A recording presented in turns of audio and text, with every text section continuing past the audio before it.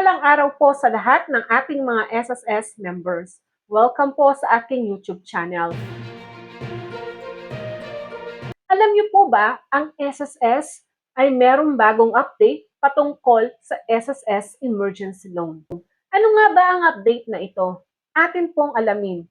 Ating basahin sa mismong SSS official website. Narito po.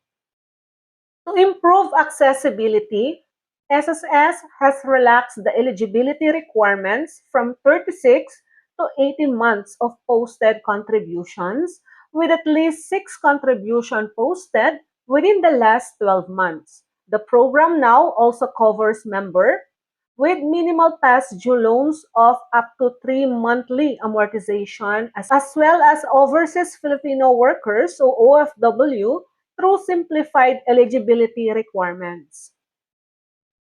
According po sa ating nabasa, ang SSS Emergency Loan, dati ang required na contribution para makapag-avail ang mga SSS members, dapat meron silang at least 36 months contribution. Ngayon, pinababa na ang required contribution sa SSS from 36 months, ginawa ng 18 months. So, yan po. Ngayon din po yung mga members na merong past due loans, 3 monthly amortization, so pwede pa silang maka-avail ng SSS Emergency Loan.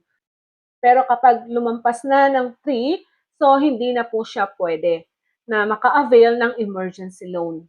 Yan lamang po ay isa sa mga requirement ng SSS Emergency Loan.